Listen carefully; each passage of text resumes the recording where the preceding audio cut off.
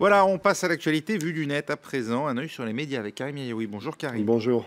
On commence avec l'Iran qui fait sa grande rentrée sur la scène internationale avec la levée des sanctions. Elle est effective depuis ce week-end. Elle est effective depuis ce week-end et beaucoup d'articles s'arrêtent un instant sur, en quelque sorte, la mise en place de la fin de ces sanctions.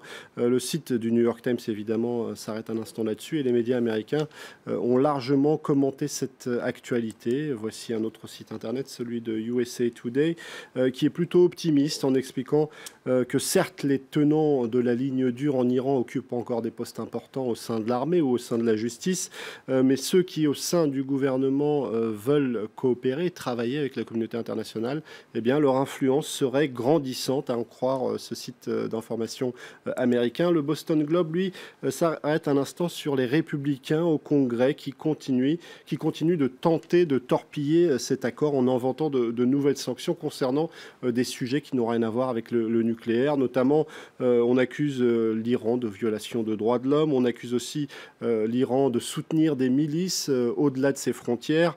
Rien de neuf, même si c'est inquiétant, explique ce journal, ça n'a rien à voir avec cet accord. Et puis, le Washington Post, lui, s'arrête un instant sur la libération de Jason Rezaian, qui a été arrêté en Iran en 2014 et qui a retrouvé la liberté. Évidemment, les médias américains s'arrêtent longuement sur cette libération.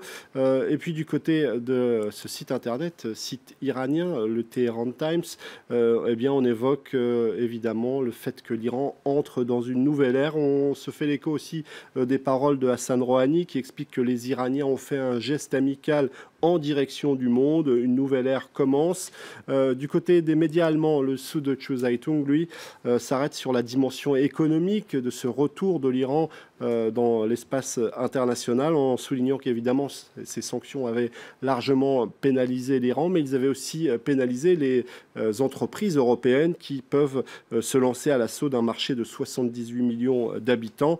Ce n'est pas du tout cette tonalité-là qu'on retrouve du côté d'un certain nombre de titres de la presse algérienne. El Watan qui s'inquiète, est-ce qu'on va vers un baril à 20 $, parce qu'on sait que ce pays, l'Algérie, a une économie loin d'être diversifiée. L'essentiel des revenus proviennent du pétrole et du gaz et la chute des prix pourrait continuer. Alors, la presse israélienne aussi s'arrête un instant sur cette actualité. Le site du Times of Israel s'arrête un instant sur le scepticisme de Benjamin Netanyahou qui considère que l'Iran cherche toujours à se doter d'une arme atomique malgré l'accord.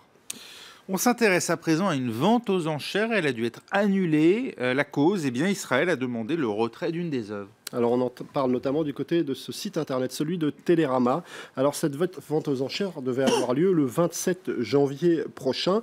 L'idée était toute simple, des unes du quotidien Libération revisitées par des artistes. Et l'une d'entre elles n'a pas plu. Une une qui à l'origine date de novembre 2004, la mort de Yasser Arafat.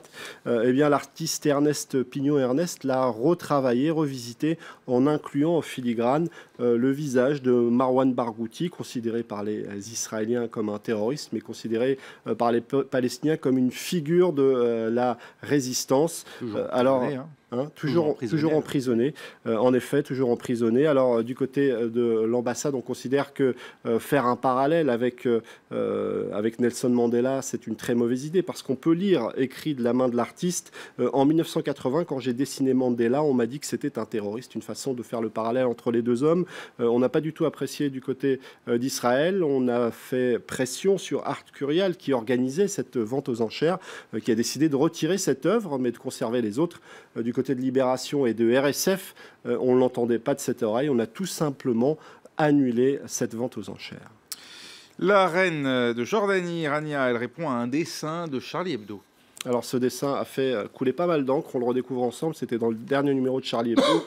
Que serait devenu le petit Aylan s'il avait grandi, Aylan Kurdi, cet enfant mort sur une plage, devenu le symbole du drame des migrants? Eh bien, il serait devenu tripoteur de fesses en Allemagne, à en croire Riss, avec ce dessin qui a heurté la sensibilité de beaucoup. Alors, sur les réseaux sociaux, certains soulignent que le problème désormais, c'est qu'avant, seules les personnes sensibles à cet humour voyaient ces dessins. Aujourd'hui, ce n'est plus du tout le cas. Et du côté de la reine de Jordanie, on a réagi sur Facebook en publiant un dessin d'un d'un dessinateur jordanien qui explique qu'Heinlein serait peut-être devenu un père aimant ou un professeur. Alors ça a entraîné une vague de réactions sur les réseaux sociaux, notamment d'un certain nombre de dessinateurs. Ce dessin est particulièrement violent, celui de Hani Abbas, qui est un dessinateur palestinien, qui avait soutenu Charlie Hebdo au moment des attentats et qui fait partie du collectif Cartooning for Peace. Il n'a pas du tout apprécié ce dessin. Et puis on en a vu d'autres apparaître sur les réseaux sociaux, comme celui-ci assez largement partagé, où cet enfant se noie dans l'encre des dessinateurs de Charlie Hebdo. Du côté de Charlie, on n'a pas forcément voulu réagir, simplement par ce dessin, encore une fois, le dessin satirique expliqué aux cons, en soulignant que ceux qui s'offusquent de ce dessin n'ont rien compris, mais c'est vrai que contrairement à la première polémique qui avait été entraînée par ce dessin au moment de la mort du petit garçon, à l'époque, on avait réagi du côté de Charlie en expliquant que, évidemment, la symbolique, c'était que l'Occident n'avait pas grand-chose à offrir, si ce n'est une société de consommation. Cette fois-ci, certains ont bien du mal à trouver des explications. Merci Karim.